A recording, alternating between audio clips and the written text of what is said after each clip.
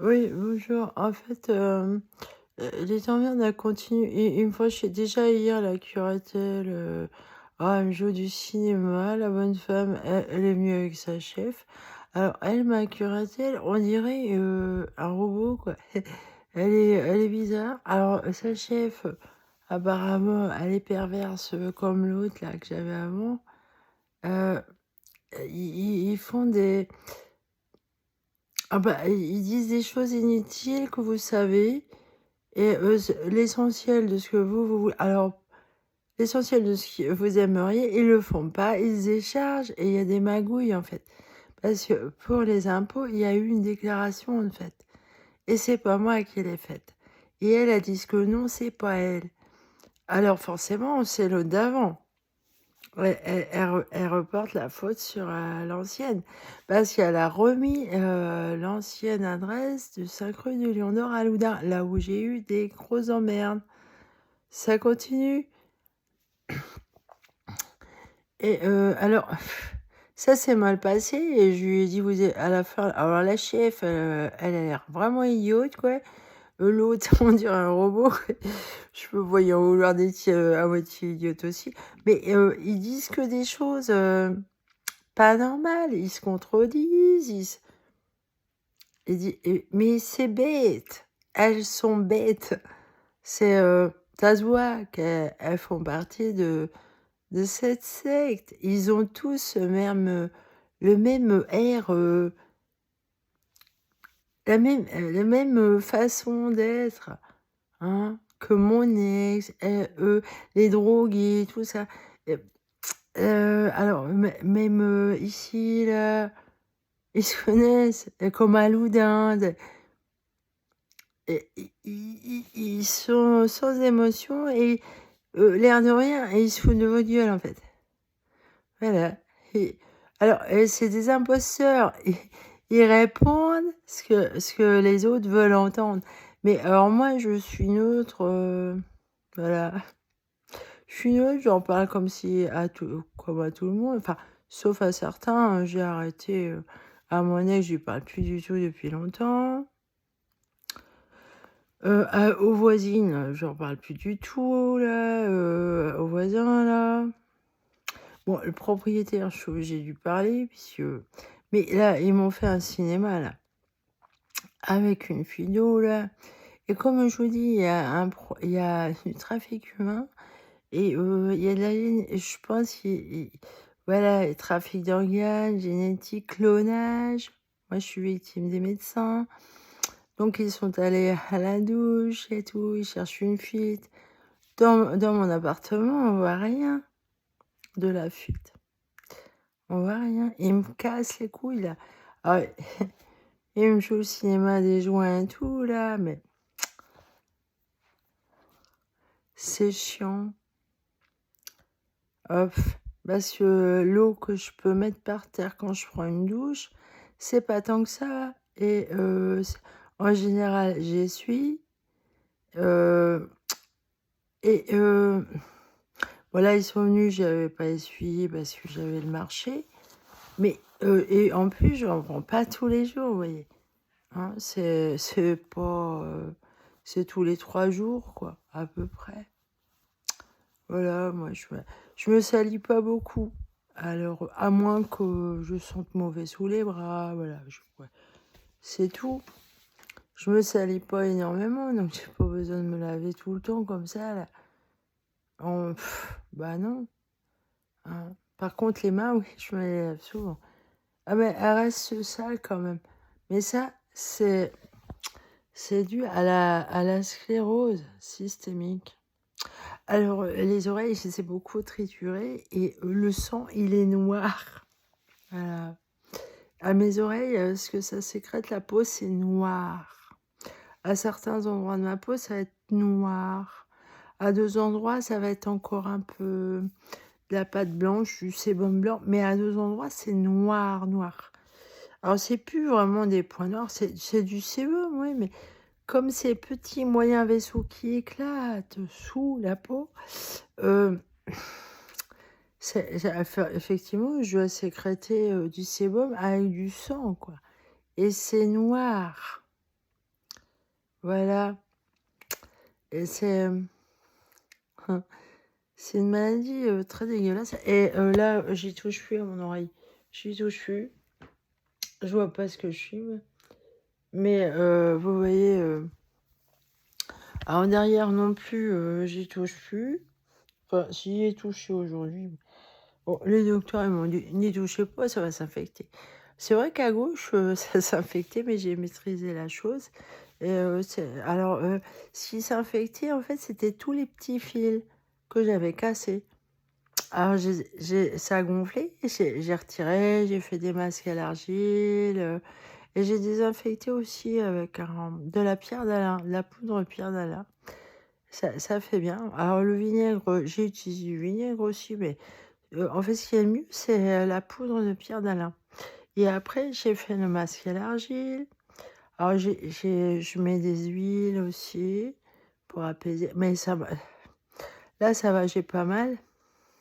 Mais j'ai bien l'impression de m'être cassé une oreille. Et comme j'ai cassé tous les fils, en fait, les trucs qui bougent, ils sont déplacés. Et derrière, eh ben, il y a un truc gros qui, comme une oreillette, quoi. Ils m'ont mis ça aux oreilles, à gauche. Alors, je suspecte qu'il y avait des micros. Mais là, je me sens mieux, vous voyez. Hein, ça me gênait. Voilà, c'est pas bon pour moi. Je supporte pas ça. Ça m'insupporte. Et là, je me sens beaucoup mieux. Et effectivement, il doit y avoir un système de micro sur ce qu'ils m'ont mis. Et j'ai dû arracher, casser le micro. Et oui, hein, mais je me sens mieux. Alors maintenant que les docteurs se mêlent plus de moi, là, hein, qu'on me laisse tranquille avec ça, là. Mais là, qu'est-ce qu'ils viennent faire? Alors je me dis, ils veulent des cheveux, de, de la douche pour faire un clown. Je sais pas, j'y voyais. Mais qu'est-ce qui me casse les couilles? De toute manière, s'ils ont déjà fait un clone, il doit avoir tout ce qu'il faut, là, déjà. Remarquez, peut-être ça fait longtemps, j'en sais rien, j'imagine. Vous savez, c'est vrai que je serais un bon flic parce qu'en fait, c'est un peu comme Sherlock Holmes. Alors, en fait, c'est vrai que je suis assez douée dans les expériences de pensée. En physique, tout ça, on en parle beaucoup. Et finalement, on peut en faire dans plusieurs domaines des expériences de pensée. Et moi, je peux arriver à m'imaginer et faire l'expérience de pensée de plusieurs situations et trouver la plus logique qui soit là. C'est pour ça que je suis un bon flic. Et en plus, j'ai une assez bonne mémoire de mon vécu, ce qui fait que je peux me rappeler après. Alors avec l'autisme, tout ça, je fais pas spécialement pendant que je discute avec les gens, enfin, dans ma conscience, je sais à quoi m'en tenir, mais pendant que je discute avec les gens, je vais pas spécialement faire, voilà, et c'est après coup. C'est-à-dire, tiens. Et puis, il y a la transmission de pensée aussi. Alors ça, les gens là, même de loin, ils peuvent me transmettre des pensées. Voilà. Et j'arrive c'est difficile à expliquer. Ouais. Je pense que les gens qui ont cette expérience-là, ils peuvent comprendre. Oui, derrière l'oreille, par contre, j'ai pas complètement désactivé là, et je sens. Alors, ils essayent de ranimer, et l'autre, ça a chauffé, et puis là, maintenant ça s'est calmé. Oh voilà, plus rien. J'ai tout arraché, les filles. Ah, hier, j'ai arraché un gros truc là. J'ai vraiment cassé le truc. Et parce que à l'entrée, là, à l'intérieur, ah bah, j'ai pas réussi à enlever le truc. En plus, c'est planté. Il y a des trucs plantés. Hein. C'est grave. Comment on peut se permettre des choses comme ça sur les gens et de les réduire à néant en les mettant sous curatelle, en voulant les faire passer pour fous, comme handicapés, irresponsables. Alors, et quand viendrait même que je sois à tel point handicapée et pas capable de gérer quoi que ce soit, on n'a pas à faire ça à des êtres humains, quoi. hein, sans leur consentement, sans je on n'a pas à abuser de gens, extrêmement naïfs et pas au courant de ces choses-là, de les manipuler, vous voyez? Moi, j'arrive à me rendre compte, bien sûr, parce que je suis pas du tout ce qu'ils disent. Là où ils se trompent, c'est que spirituellement, je suis alors ils y comprennent rien. Ils ont pas la foi. Ils ont pas du tout la foi. Et je dirais même que dans mon expérience mystique, en fait, oui, heu, le diable lui-même n'a pas la foi. Il a pas la foi, il est bête. Ah oui, il est bête. Il est pas consciencieux, il a plus sa lumière. Il a plus la lumière de Dieu. Il est dans l'obscurité totale et plus vous vous enfoncez dans l'obscurité et plus vous vous éloignez, de la vérité, de la lumière quoi, de l'amour et lui enfin le diable forcément il est orgueilleux, faux, menteur, ingrat, irrespectueux, et c'est vraiment il est pervers comme eux quoi. Eh ben ils sont comme ça, ils sont démoniaques.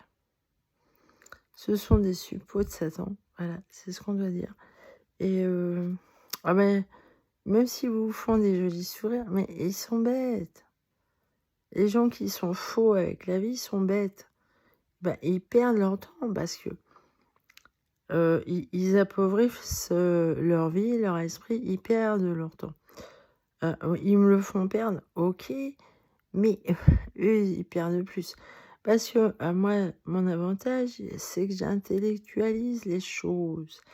Parce que je me vois comme une anthropologue et je fais la volonté de Dieu. Alors, ce que je laisse Dieu me mener, dans ce que lui, il m'appelle à faire, quoi, en tant qu'anthropologue. Parce que c'est vrai que quand j'étais jeune, vous pouvez être appelé comme ça là, à des alors je suis chamane, oui, mais les chamans, ils sont pas tous, appelés à la même chose. Et moi, et il m'a appelé alors, très tôt en fait, très, très tôt et je sentais un tel amour, de la part, de Dieu en fait, d'avoir perdu, ses enfants en fait, hein et il veut les retrouver parce qu'ici, c'est un monde, déchu en fait et dans la Bible justement, on parle, alors, le Christ en parle là. Alors l'Apocalypse aussi, où le diable chute comme ça avec, plein d'étoiles quoi, en fait. D'autres, c'est la chute quoi et il a entraîné les autres. Il entraîne les autres et c'est symbolique ça. Alors les pervers, ils veulent que vous deveniez comme eux et c'est l'intention du diable, c'est de perdre le plus, d'âmes possible. Alors, ça c'est alors que les saints, les personnes saines, elles veulent, élever les autres, alors on peut avoir le syndrome du sauveur. C'est vrai que moi je l'ai, mais j'ai arrêté de vouloir, à tout prix le faire. Alors sauver avoir le syndrome du sauveur, c'est pas si bien que ça en fait. C'est bien, mais pas bien. Mais en fait, faut pas le vouloir de son propre chef, faut laisser faire, Dieu lui-même en nous-mêmes parce que à la limite, c'est son œuvre, qu'on réalise en nous et après lui, il fait ce qu'il veut chez les autres. Vous voyez? Vous êtes qu'un intermédiaire. Alors, vos prières là, moi franchement, je trouve que la prière, oh là là, c'est quelque chose qu'on devrait, cultiver beaucoup plus, hem, beaucoup plus. C'est un travail en fait, mental, c'est une exp alors c'est des expériences de pensée aussi. Mais par contre, là, les histoires qu'il y a eu ici, hem, alors mentalement, oui, j'ai eu une brève, image, céleste en fait, d'un ange, hem, voilà, voilà, et il était vraiment, quand je me suis ouais, quand j'ai me suis aperçue de choses ici là, au début là, ouais, il me prévenait en fait. C'est lui qui m'a fait, prendre conscience quoi, de ce qui se passait, et bah, voilà, c'était sa volonté à lui, que je fasse certaines choses quoi. Voilà, et je suis un intermédiaire, vous voyez? Mais c'est alors après effectivement j'ai prié, prié, prié. Je prie encore parce que je suis pas sortie d'histoire, vous voyez? Et là, il s'agite, hein, ils veulent me surmener. Déjà hier, oh bah, la curatelle, il y a eu d'autres choses, lui là, le propriétaire qui s'y met, enfin, mais j'ai pas une vie, paisible et tranquille. Ces gens, me compliquent mon existence, et j'ai pas une vie tranquille. Voilà. Pour moi, ma vie depuis plusieurs années, c'est le bagne, quoi. Je suis malheureuse, je suis malheureuse. Même si j'ai le sourire, quoi, vous voyez? Ou je rigole, j'ai de l'humour. Effectivement, par contre, ma solitude, m'a forgé, quoi. M'a forgé, hem et fait grandir. Ouais, vous voyez? Je comment on peut dire? Je retourne la situation, voilà. Comme ça, je sors, avantagée plutôt que défavorisée. C'est ça les optimistes, hein, ils tirent parti de toutes leurs expériences et ils avancent, hein, quoi qu'il arrive. C'est vrai qu'il y a des moments très, très durs, hein, et c'est vrai que au niveau, du cœur là, il s'est passé quelque chose, mais en fait, ces gens-là, ils ont foutu tellement la merde dans mes relations que ça a compliqué énormément de choses, en fait. Pour moi, hem, rien qu'avec mon amoureux, quoi. Ah bah oui, déjà pour lui, bah, moi, ce que je vois de lui, c'est qu'il a pas, la même conscience de sa foi que moi. Donc moi, voilà, et bah, maintenant, c'est le bordel parce que, j'arrive plus à vouloir continuer dans ce sens où, hem, on s'aime de loin comme ça. Non, j'y arrive je veux plus, en fait, de ça. Parce que ça m'a beaucoup torturée de désirer quelque chose que je ne peux pas avoir. Et en fait, ça, c'est le propre du diable. Et comme a dit la petite Thérèse, Dieu n'inspire jamais de choses impossibles. Alors, si dans le si c'est trop douloureux, ça devient diabolique, vous voyez? Alors que ça devrait se réaliser. Mais ça, c'est, les gens démoniaques qui veulent pas que ça se réalise. Hein, c'est ah oui, Dieu a beaucoup d'ennemis. Ah ça, on veut pas que son amour se propage. Parce qu'en fait, ça ferait boule de neige, ça. Si on laissait, l'esprit de Dieu éparpiller son amour comme ça, réunir les gens qui devraient être ensemble, parce qu'il y a beaucoup de couples qui se divisent, mais c'est normal. On laisse pas, Dieu faire. On empêche les gens qui devraient être vraiment ensemble. Après, il y en a, ils y arrivent, hein, mais bon, c'est pas tant ça arrive pas si souvent que ça.